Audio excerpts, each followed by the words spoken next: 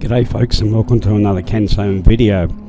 It's Wednesday the 5th of November 2025 and we're up at Darwin and we're going to visit the Aviation Heritage Centre, which is the aircraft museum. The main attraction they have is the Boeing B52 Stratofortress, and there's only 3 being allowed outside of America, and this is one of them. Also, we're going to check out the F111 and the FA18 Hornets. The B52 Stratofortress is a subsonic jet-powered strategic bomber that's operated with the United States Air Force since 1950. Popular nickname is Buff, big ugly fat fella.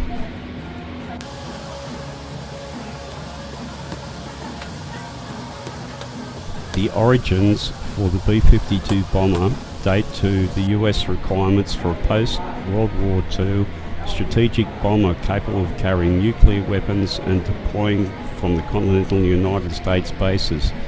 The first B-52 flew in 1952 and it was introduced to the USAF infantry February 1955. A total of 744 B-52s were constructed between 1952 and 1962. Once I looked underneath, I couldn't believe it. They had a movie going in the bomb area. So we'll go and have a look at that. This military aircraft of all time. Its birth in 1946 as a turboprop came about because of the need for a long-range, heavy-haul bomber. But by 1948, Boeing engineers had developed the proposed bomber into a jet-engined aircraft. This was the result. An 8-engine giant that could pack a punch like no other. The new jet made its maiden flight in 1952. And in their 39 years in service, the aircraft have been continually remodeled, refurbished and re-equipped.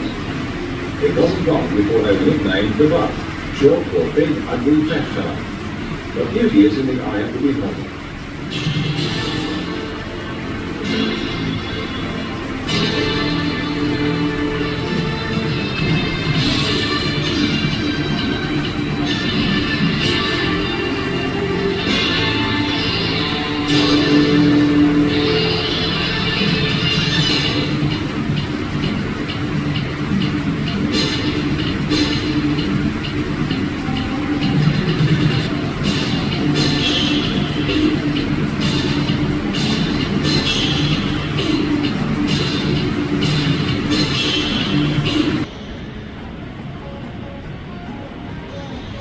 The size of this aircraft is just mind-blowing. It takes up the whole of this shed area where many other planes are underneath it.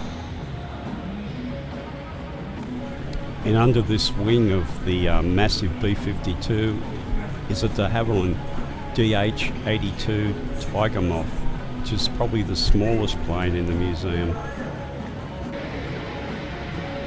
And over in the corner, hopefully under construction, is a B-25 Mitchell.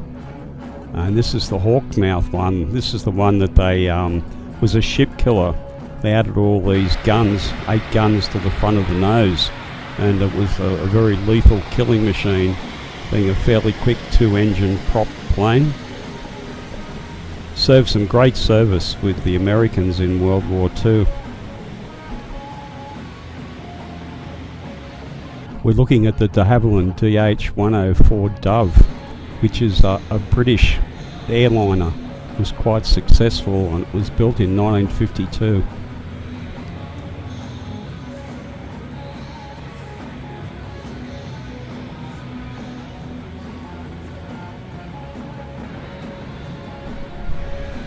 And over here is the Supermarine Spitfire Mk V111. It's a replica. The Spitfires of No. 1 Fighter Wing took over the defence of Darwin in January 1943 from the RAF Kitty Hawk squadrons. The wing, sometimes referred to as Churchill's wing, consisted of 452 and 457 squadrons, RAF, and S4 Squadron RAF. These squadrons had previously fought in England and were sent home to defend Darwin in response to the Japanese raids on the top end.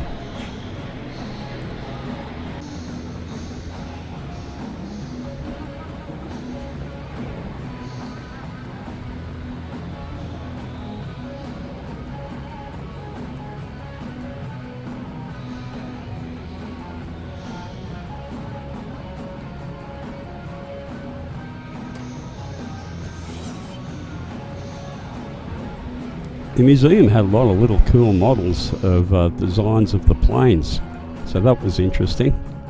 Okay, over to one of my favourites that I haven't seen in an aircraft museum before, and it's the F111.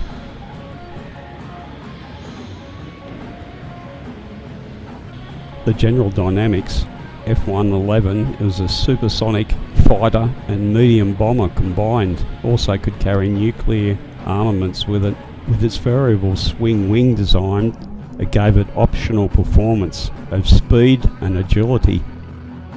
And this is the Westland Wessex. The museum helicopter was one of the 7 that assisted on Cyclone Tracy in Darwin on Christmas Day in 1974. These helicopters were attached to our flagship aircraft carrier HMAS Melbourne, which moved to Darwin to provide post-disaster support. The Westland Wessex had a crew of 2 pilots and 16 troops, or 8 stretchers that they could hold inside.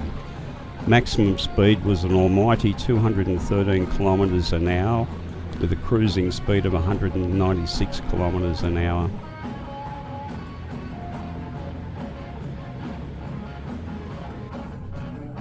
One of Australia's first jet fighters, the CAC Avron CA-27 Sabre.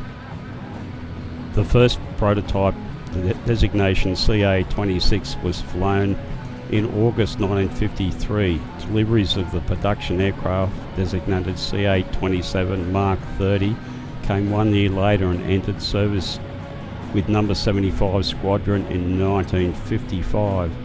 The Mk 32 was the final and defined version, which was first delivered in 1956 and final delivery in 1961 to Australia. The Aircraft Museum also had a McDonnell Douglas FA18. The Royal Australian Air Force selected the Hornet to replace the ageing Mirage 3 in 1981. Placing an order consisting of 57 single-seater FA-18As and 18 two-seater FA-18Bs. The first 2 Australian Hornets were entirely assembled at McDonnell Douglas in the United States. The remaining 73 Hornets ordered were assembled by the Government Aircraft Factory at Avalon in Victoria. The maximum speed of the FA-18s was Mach 1.8, which was 2,200 kilometres per hour. The museum also had a Bell AH-1 Cobra helicopter. The original design first flew in September 1965, with the first AH-1G Huey Cobra delivered to the US Army and entering service in the Vietnam War in September 1967.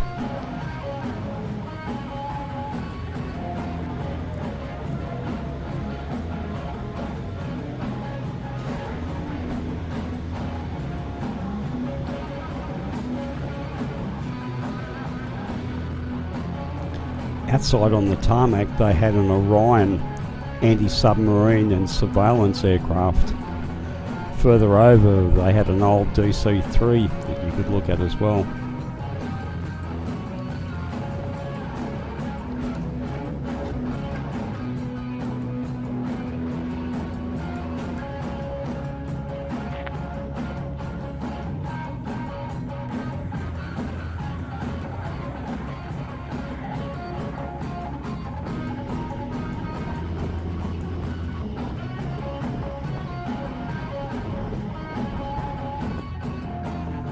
Heading back to the museum, we're going to look at the Dassault Mirage 1100.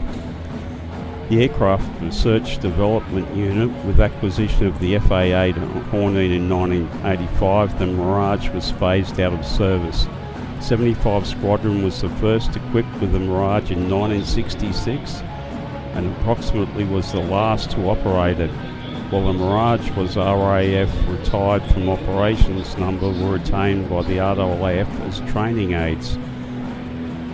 Rightio folks, that's just about it for the Aviation Heritage Centre at Darwin.